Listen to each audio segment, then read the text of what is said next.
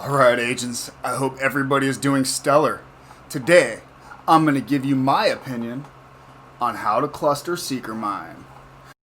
Hey everyone, I just wanted to take a minute and say thank you. I just hit over 200 organic subs, and you guys are awesome. That means whatever I'm doing, you guys either like the content, you guys are sharing the content, whatever it is, the channel's growing exponentially, and that's just awesome. I thank you so much. If you guys want to go ahead and help to support me, consider checking out the subscribe star link down below. It's just $1. My content is always free, but any donations I get, that helps to allow me more time to create content, which I hope is beneficial or at least entertaining to all you guys. Also, with YouTube's ever-changing rules and the mouth I have on me, I never know when I'm going to be banned, so I'm constantly looking for better alternatives to YouTube. And should I suddenly not be on YouTube anymore, I still will be linking my videos through the subscribe star. So no matter what, if you guys check out and subscribe on my subscribe star, you'll always have access to all of my videos there. Anyway, I really want to thank you guys. Please continue to smash that like button. Continue to share those videos. Grab yourself a coffee. We'll get into this video, and you all have a giggity great day. Now, since we're talking explosives, we have to go through a complex process. Step number 1, you equip some cluster seeker mines. Step number 2, you make sure you're on demolitionist. This will make sure you don't burn to death. Make sure you can bleed them to death. Make sure you blow more shit up. Blow even more shit up. And even more shit up. And this will save your ass. Next thing you do, make sure you have all your best top tier equipment. Don't forget your mods.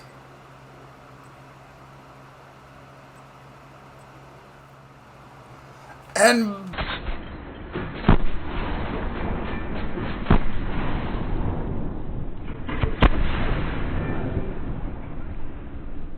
alright guys, now we're going to show, this is essentially the original BTSU version that I just recently made a video of. However, we did go ahead and switch over to the demolitionist specialization. So our Stinger Hive drops down to only 52,000 bleed damage versus the 55,000 it was at. However, doing this does kick our Seeker Mines up to 2.7 million. So what I'm going to do is I'm actually going to prematurely proc the overcharge and then throw the mines out. So we can see how much damage the mines do just based on overcharge.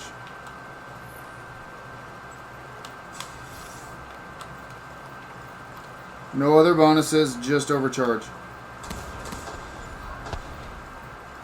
Alright.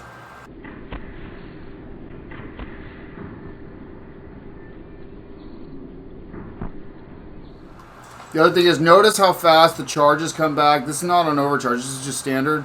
So one of the huge advantages of with the BTSU gloves is it makes the Hive a lot more usable as a weapon in and of itself because it gets enough charges that it can do continuous damage.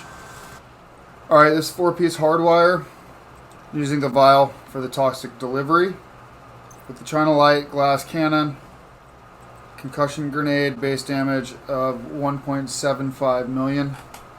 Normally I would throw out the Seeker Mines first, but due to the vial, I'm going to throw the Hive out first so we can start getting the bleed numbers along with the vial numbers. Obviously the vial numbers should be, I'm hoping, significantly higher. You know, I'm hoping for 80,000s. Once we get that out, we'll toss the alright, so it looks like that'll just get one dude. There we go.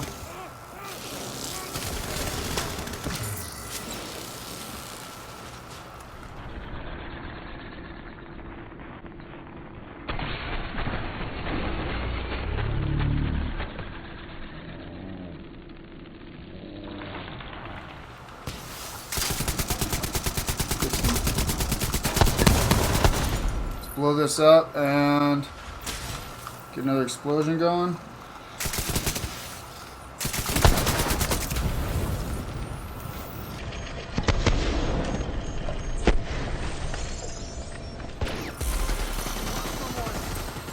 Alright, now...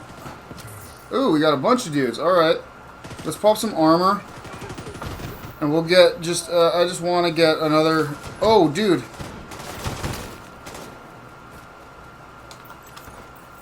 Yeah, this should be great.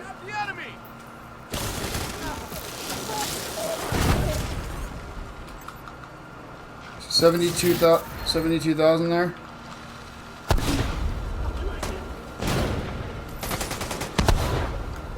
Hey, you got grenades, dude? Hold these for me. Oh shit, is that gonna blow me up? That would have been awesome. Hold this, dude.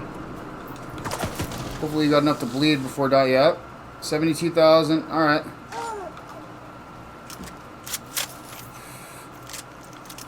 Hope for more. Watch the video. Maybe we got some bigger numbers there and I just didn't realize it.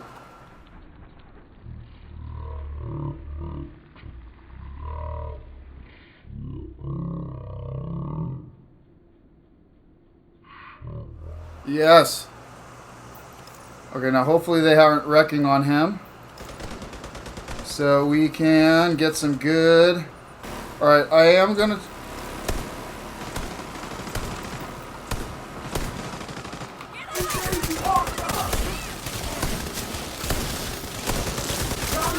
Okay, so we got a... Oh, I think that's the bleed that's kicked up to 80,000. We'll have to look at this and see.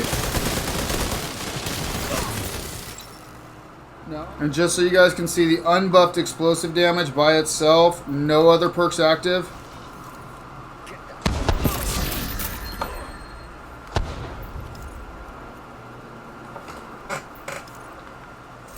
Alright, so that is...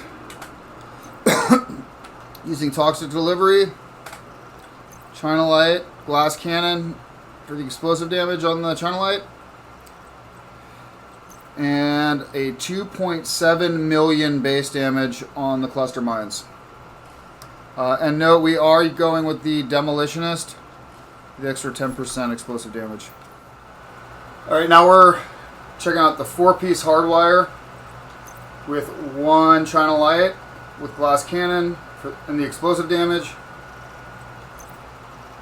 Wyvern for the skill damage and skill damage. So that's 20% bonus skill damage over the BTSU. Alright, so our high goes down a little bit, but our seeker mines just broke 3 million. Alright, so we're just going to do some raw seeker damage to start. Safe area detected. So a bunch of 3.7s.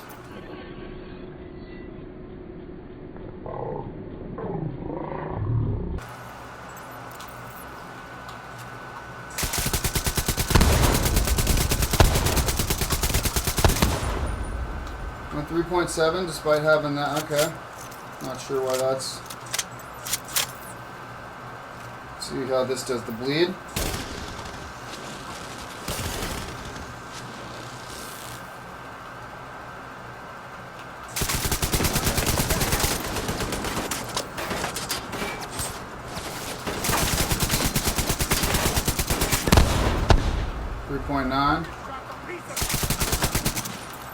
Blow this up, send another one of these his way. And the last one, let's see if I can get shot on without him killing me. 4.5. Now you guys can imagine if it's in the middle of a mission, right? It'll be way easier to get a bunch of other bonuses procced, and you might even have team buffs going on too. So this should be fairly easy to get this up over 5 million damage. Alright, the anniversary boom build in application, 3.24 million. Almost 1.1 with the 58,000 bleed damage. Let's go. So what I'm going to do is I'm going to try to throw the Seeker Mine a little to the left, and hopefully it'll kill one of these guys, and then we'll get some damage numbers of just the tech support. Alright, let's check this out, and let's get this bad boy on. Alright, hey, you guys saw that 5, right? So look at easy peasy 5.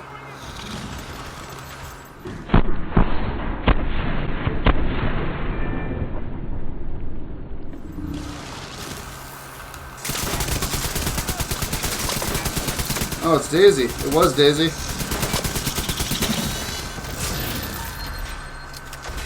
Alright. I'm gonna do this.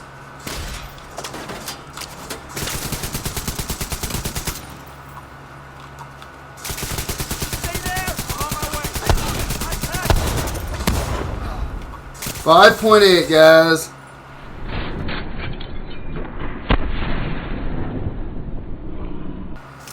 So yeah, you guys see, you're waiting on your seeker mines for a little bit. That's the only real downside. So if you're running in a group where you got other people to handle business, you know, you can try doing this. Okay. Oh no. You know what's gonna happen here? You know what's gonna happen here? Yep, another good old 5.8. See, that shit is fucking easy to hit too, guys. Oh, dude, let's do this. Oh, she's not gonna bleed. She's gonna die because I do so much fucking damage.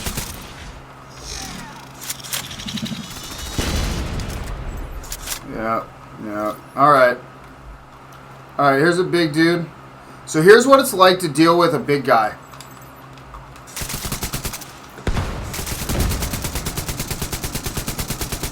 Hostile broadcast detected.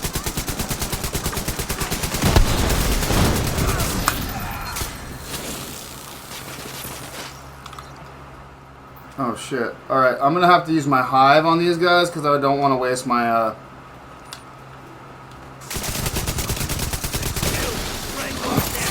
Yep.